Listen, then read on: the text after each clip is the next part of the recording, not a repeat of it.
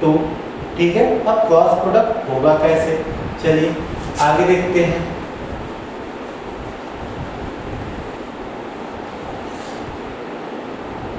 ए cross B cross product है भाई, cross product है तो क्या देगा, ऑर्डर पेयर तो देगा, बट ऑर्डर पेयर के साथ क्या मिलेगा, एक सेट मिलेगा। ठीक है, तो सेट तो ऐसे लिख दो। अब ये होगा कैसे, ध्यान दीजिएगा। ए का क्रॉस प्रोडक्ट किसके साथ होगा, फर्स्ट 1 के साथ, तो ध्यान दीजिएगा क्या देगा, ऑर्डर पे तो क्या मिला a, 1। सिंगल वे में a का क्रॉस प्रोडक्ट होगा 2 के साथ, तो क्या मिलेगा a, 2। सिंगल वे में b के साथ होगा तो क्या मिलेगा b, 1, फिर मिलेगा b, 2। ये जो हमने एरो डायग्राम बनाया है, ये जो मैपिंग किया है, ये इंपॉर्टेंट है। ये आगे जाके आप रिलेशन में देखोगे, फंक्शन में देखोगे। ठीक है, तो मैपिंग आपको आनी चाहिए। अब मैपिंग कैसे होगा, उसका डायग्राम या उसका डायरेक्शन मोस्ट इम्पॉर्टेंट है। वो कैसे डिसाइड होता है कि किस डायरेक्शन में मैपिंग होगा, वो डिसाइड होता है आपका a क्रॉस b से, मतलब जहाँ से फंक्शन डिफाइंड होना स्टार्ट होता है और जहाँ तक होता है। अब यहीं पे एक चीज़ और आता है, क्या रिलेशन फंक्शन की बात करें, वहाँ पे आता है डोमेन ऑफ रेंज। ठीक है, चलो दिमाग में रखना domain of range and range. आगे जब आएगा तब इस पर फुल डिस्कशन करेंगे। ठीक है, कार्टेशियन प्रोडक्ट आई होप आपको समझ में आ गया होगा। ये जो ऑर्डर पे है ना, इसमें जो फर्स्ट एलिमेंट है वो सेट ए से बिलोंग करेगा और जो सेकेंड होगा कहाँ से बिलोंग करेगा, बी से। ये आपका कार्टेशियन प्रोडक्ट या तो क्रॉस प्रोडक्ट। ठीक, अब आगे बढ़ते हैं अगले टॉपिक की तरफ।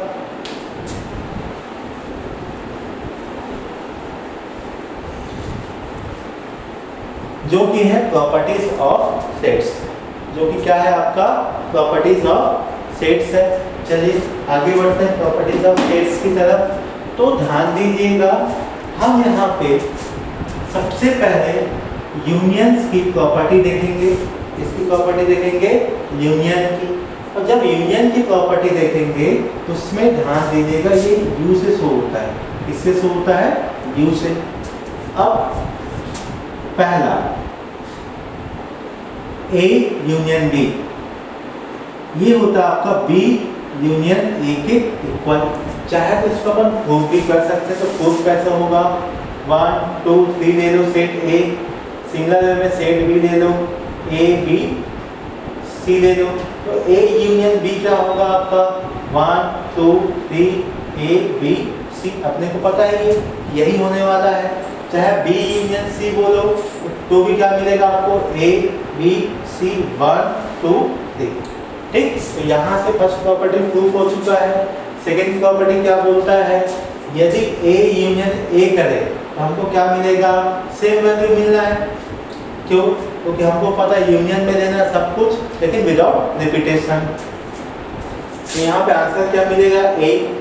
अब आगे बढ़ते हैं, ए यूनियन 5 क्या होता है आपका, एम्प्टी सेट्स, यही होता है 5 एम्प्टी सेट।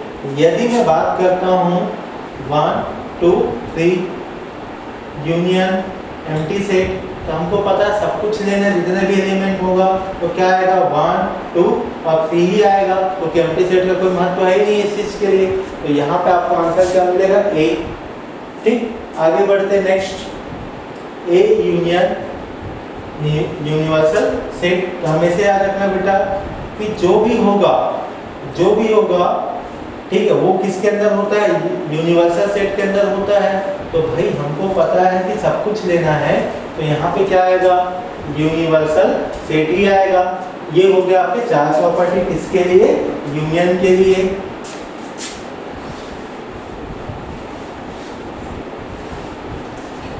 अब आगे हम बात करेंगे इंटरसेक्शन के लिए। इंटरसेक्शन के लिए सेम कॉन्सेप्ट है, जहाँ पे ए इंटरसेक्शन ऑफ बी की बात करोगे, वहाँ पे बी इंटरसेक्शन ऑफ ए भी निकालोगे तो सेम आपके पास क्या मिलेंगे, डेटा मिलेगा। ठीक, एलिमेंट सेम मिलेंगे। सिमिलर वे में यदि ए इंटरसेक्शन ऑफ ए बोले, खुद में खुद का कॉमन निकाले तो खुद ही तो निकलना है, नया कुछ आने वाला है क्या? नहीं। यदि ए और ए के एलिमेंट और हमारा कौन है भाई, एम्प्टी सेट है, एम्प्टी सेट में कोई एलिमेंट नहीं होता। जब कोई एलिमेंट नहीं है तो कॉमन कहाँ से निकालोगे? जैसे कि यहाँ पे बोले हमने 1 2 हमारे पास सेट ए है और एम्प्टी सेट क्या है भाई, ये है। अब बताओ इनमें कुछ कॉमन है क्या? यहाँ भी आपका कुछ नहीं है, ठीक है, कुछ कॉमन नहीं है। जब कुछ कॉमन नहीं है तो कोई एलिमेंट आएगा क्या? नहीं। जब कोई एलिमेंट नहीं आएगा मतलब कौन सा सेट होगा? ये आपका एम्प्टी सेट होगा। अब रही बात, यदि मैं यूनिवर्सल सेट इंटरसेक्शन ऑफ ए की बात करता हूँ तो हमको पता है ए कहाँ बैठेगा, यूनिवर्सल सेट में। अब दोनों में कॉमन कौन होगा भाई? फिर भाई ए ही तो कॉमन होगा। कॉमन कौन होगा? ए, ठीक है। अब आगे बढ़ते हैं नेक्स्ट, जो कि थर्ड प्रॉपर्टी है, जिसके अंदर हम दो सब प्रॉपर्टीज पढ़ेंगे, जो कि आपका क्या है, एसोसिएटिव लॉ है। अब लॉ है भाई तो कहीं ना कहीं नियम कानून तो रहेगा ही रहेगा। तब नियम कानून क्या बोलता है? A union B union C है, ठीक है। तो आपको क्या करना है, ध्यान दीजिएगा, जो सी है ना वो उसको अंदर लेना है। क्या करना है? सी को अंदर लेना है। जब सी अंदर आएगा तो ऑब्वियस सी बात है भाई, कोई ना कोई को तो घर से बाहर जाना ही पड़ेगा, क्योंकि दो ही सीट है आपके पास। तो कौन जाएगा? जो दूर होगा, जो हमेशा दूर होगा वो सबसे पहले बाहर जाएगा, ठीक। सिमिलर वे में सेकंड में आएंगे तो यहाँ पे भी वही कॉन्सेप्ट होगा, इसको अंदर आना है। कितनी सीट है? दो सीट है। इसका मतलब क्या है, किसी एक को निकलना पड़ेगा। निकलेगा कौन? जो दूर होगा, जो डिस्टेंस पे होगा। डिस्टेंस पे कौन है भाई? यही तो डिस्टेंस पे है। अब आगे मोस्ट इंपॉर्टेंट डिस्ट्रीब्यूटिव, इसको आप 5 स्टार बोल सकते हो, 7 स्टार बोल सकते हैं, ठीक है। इससे हम कई क्वेश्चन बना सकते हैं जेई का। अब पहला ध्यान दीजिएगा, A union B intersection of C, ठीक। अब यहाँ पे क्या होगा, ध्यान दीजिएगा, ए सबसे पहले डिस्ट्रीब्यूशन किसके साथ लेके आएगा? बी के साथ। तो ए, अब ध्यान दीजिएगा, ए के साथ जो भी ऑपरेशन है वो बी में भी आएगा, ए यूनियन बी, ठीक। सिमिलर वे में अब ए का किसके साथ डिस्ट्रीब्यूशन बनेगा? सी के साथ। तो क्या होगा? A union C. ध्यान रखना, ए के बाद जो भी ऑपरेशन होगा यही अंदर आएगा, ठीक है। और जो अंदर में जो भी सिंबल है, जो भी ऑपरेशन है, वो बीच में अप्लाई करना पड़ेगा, ठीक है, पुट अप करना पड़ेगा। सिमिलर वे में A intersection of B union A intersection of C, ये इसके फॉर्मूला है, ठीक है। अब ये दिमाग में बैठाना, चाहे तो इसको प्रूव भी कर सकते हैं, बट थोड़ा समय की कमी है। कभी आप लोगों को लगेगा कि सर प्रूफ करिए तो अलग से बता देते, कभी रिकॉर्ड करके डाल देते हैं। डी मॉर्गन्स लॉ क्या बोलता है? यदि ए यूनियन बी क्या है? कॉम्प्लीमेंट। अभी कॉम्प्लीमेंट बताया था ना आप लोग को। कॉम्प्लीमेंट क्या होता है कि भाई ए यूनियन बी को छोड़ दो, बाकी जो रीजन होगा इसका यूनिवर्सल सेट का वही कहलाएगा ए यूनियन बी कॉम्प्लीमेंट। इसका होता है A complement intersection of B complement, ठीक। सिमिलर वे में A intersection of B complement, उसका होगा A complement union B complement. मैं एक काम करता हूँ, एक को यहाँ पर प्रूफ करके दिखा देता हूँ, एक को आप खुद कर लेना। जैसे कि यहाँ पे ये आपके पास क्या है? एक यूनिवर्सल सेट है। यहाँ पे दो सेट है आपके पास, ए और बी, ठीक है भाई। ये क्या है आपके पास? ए यूनियन बी है, ठीक। तो ये जो हिस्सा है आपका, यही क्या कहलाएगा? आपका जो क्रॉस करना, ये कहलाएगा आपका ए यूनियन बी कॉम्प्लीमेंट। ये तो आपका लेफ्ट हैंड साइड है, समझ में आया? राइट हैंड साइड की बात करें तो राइट हैंड साइड में क्या है? A complement intersection of B complement. तो ए कॉम्प्लीमेंट पहले निकालूंगा मैं। तो ए कॉम्प्लीमेंट का मतलब क्या है भाई? ध्यान देना है आपको, ये जो सेट ए है ये सेट बी है, तो ए कॉम्प्लीमेंट क्या होगा भाई, ध्यान देना, ये क्या है आपका ए है, बाकी ये रीजन क्या होगा, ये रीजन होगा ए कॉम्प्लीमेंट। ठीक, सिमिलर वे में बी कॉम्प्लीमेंट की बात करेंगे तो क्या होगा, थोड़ा बड़ा बनाते हैं, छोटा हो गया। ठीक है, बी कॉम्प्लीमेंट की बात करेंगे तो ये रीजन कौन है, बी है भाई, तो बाकी रीजन्स क्या होंगे आपके, ये रीजन होगा बी कॉम्प्लीमेंट। अब भाई राइट हैंड साइड में कौन है, A complement intersection of B complement, तो भाई क्या मिलने वाला है, ध्यान दीजिएगा, ए और बी। ठीक है, तो अब देखिए बेटा, ए कॉम्प्लीमेंट है आपके पास, ये ए है और ये बी है। ठीक है, ये ए है और ये बी है। जब ए की बात करूंगा तो ये रीजन पूरा आएगा, जब बी की बात करूंगा तो ये रीजन पूरा आएगा। तो ध्यान दीजिए, जब ए कॉम्प्लीमेंट की बात करेंगे तो ये रीजन आया था, दिख गया। यदि बी कॉम्प्लीमेंट की बात करूंगा तो कौन सा रीजन आएगा, ये आएगा और बाकी यही आना है। अब देखिए दोनों में कॉमन कौन है, ये रीजन कॉमन है। ठीक है, ये रीजन कॉमन है, और इसको देख लीजिए, राइट हैंड साइड है और ये लेफ्ट हैंड साइड है, दोनों में सेम रीजन क्या हो रहा है, कॉमन आ रहा है। तो उम्मीद करता हूँ ये आपको समझ में आ गया होगा, तो आपको इसको बना के लाना है। अब अगला,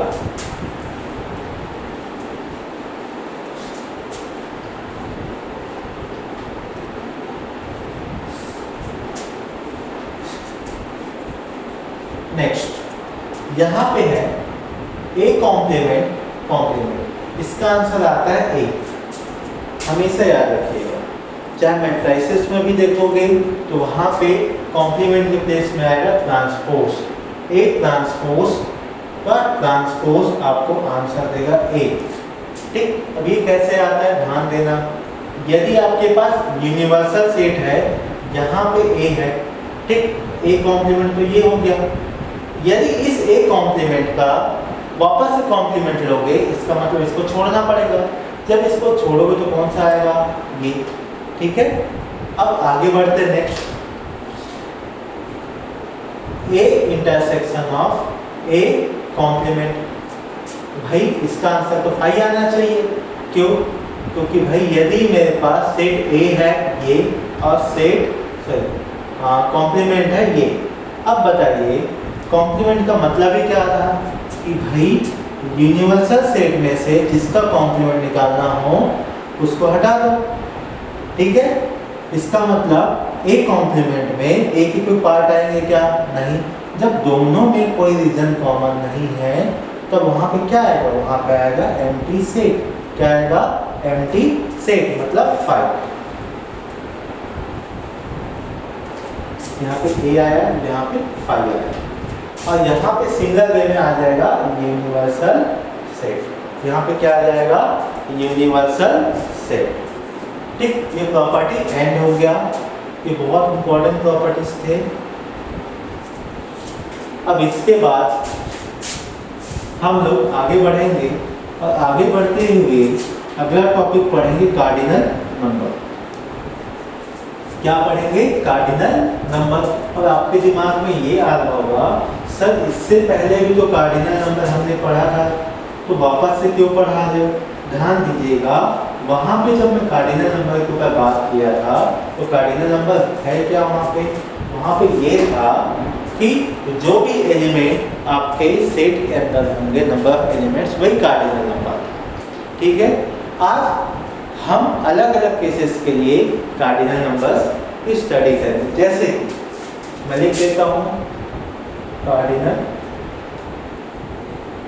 नंबर।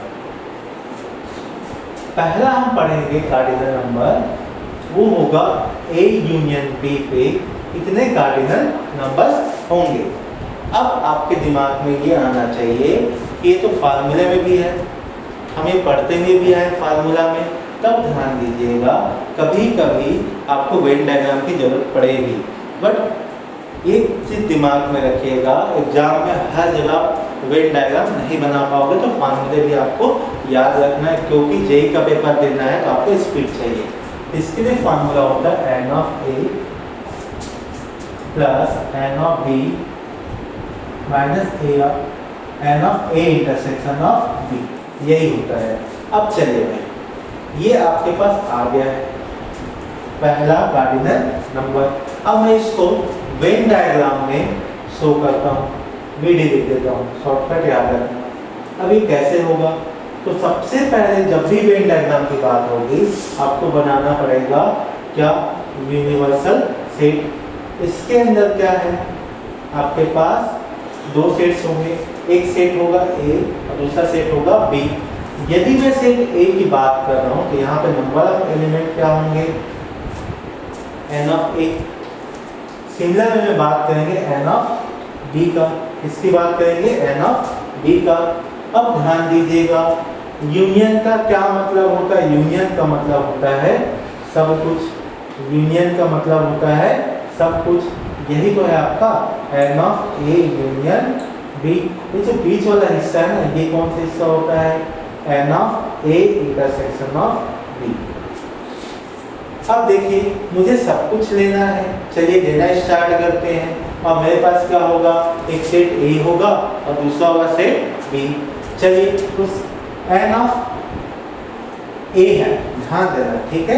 मैं बात करूँ, चलो ऐसा सोचता हूँ कि जो ये सेट ए है ना, क्या है, सेट ए, ठीक है। इसमें कार्डिनल नंबर में एज्यूम करता हूँ एक्स।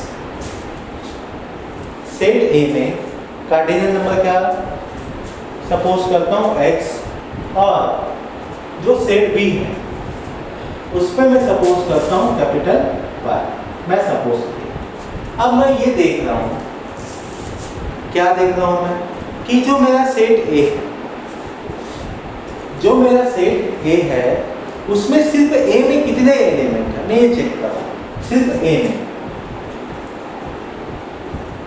सिर्फ ए में कितने एलिमेंट है ये मैं चेक करता हूँ, ठीक है। चलिए तो ध्यान दीजिएगा क्या होगा, ये पूरा एन है ना, एन ऑफ ए क्या है आपके पास, एन ऑफ ए। इस एन ऑफ ए में ये कॉमन रीजन रिमूव कर दूँ तो मुझे क्या मिलेगा, ए के एलिमेंट मिल जाएंगे, सिंपलीफाई मतलब सिंगल ए, ठीक है। सिमिलर वे में ओनली बी के एलिमेंट मिल जाएंगे। तो यहाँ पे भी बात करूँगा तो क्या करना पड़ेगा, ए इंटरसेक्शन ऑफ बी लिखना पड़ेगा। सिमिलर वे में वाई ऑफ बी की बात करोगे तो क्या लिखोगे, n of B minus n of A intersection of B, ये हो गया। अब कहना क्या चाहता है, यदि मुझे ए यूनियन बी चाहिए, ए यूनियन बी चाहिए, तो मुझे पूरे एलिमेंट चाहिए, मतलब पूरा रीजन चाहिए। क्या चाहिए, पूरा रीजन। तो पूरा रीजन क्या होगा भाई, एक्स ए प्लस वाई बी, ये तो हो गया ये रीजन, और ये रीजन हो गया आपके पास, ठीक है। अब कौन सा रीजन बच गया, ये रीजन बच चुका है, इसको मुझे क्या करना पड़ेगा, ऐड करना पड़ेगा। चलो हम इसको ऐड कर देते हैं। अब आगे देखिए, x ऑफ a क्या है, n of a minus n of a intersection of b, plus y of b क्या है, n of b minus n of a intersection of b, ठीक है। ये हमने नोट डाउन किया। अब हमारे पास पहले से कौन बैठा है, n of a intersection of b। अब ध्यान दीजिएगा, ये प्लस है ये माइनस है, कैंसिल आउट, तो फाइनल क्या मिला, n of a n of b minus n of A intersection of B, ये हो गया n of A union B का फार्मूला। आई होप ये आप लोग को समझ में आ गया होगा। या देखो वेन डायग्राम से हमने इसको कैसे प्रूव किया, आप नोट कर लीजिए।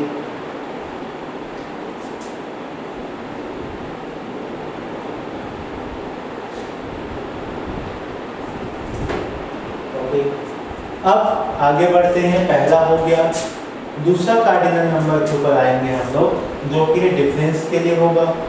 अच्छा, इसको तो शायद मैं बता चुका हूँ आप लोगों को कि डिफरेंस कैसे फाइंड आउट करते हैं।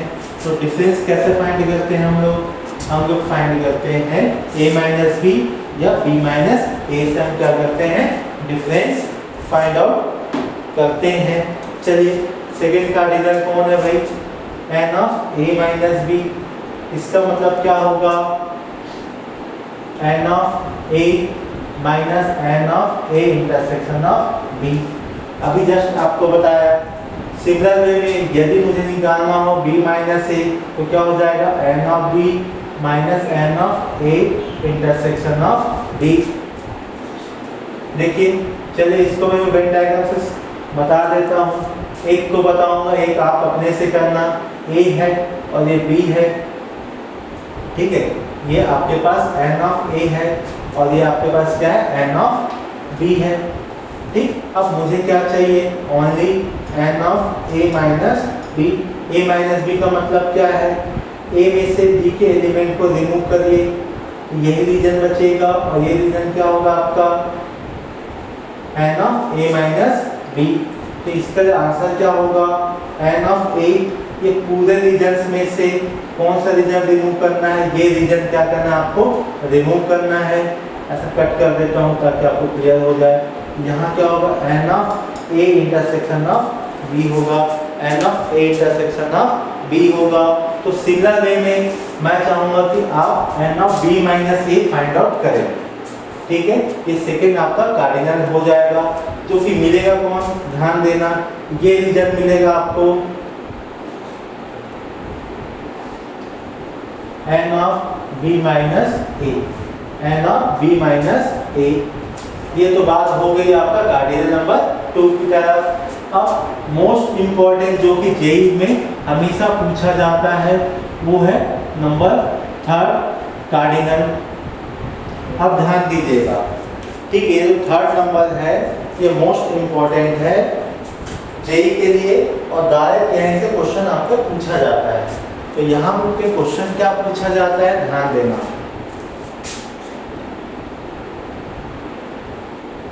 Number of elements in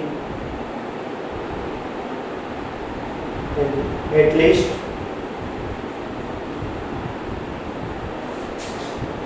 one is at least one in set A B C। ये नंबर 3 है। एक्चुअली इसका मतलब क्या होता है, ध्यान रखिए। Number of elements is at least one in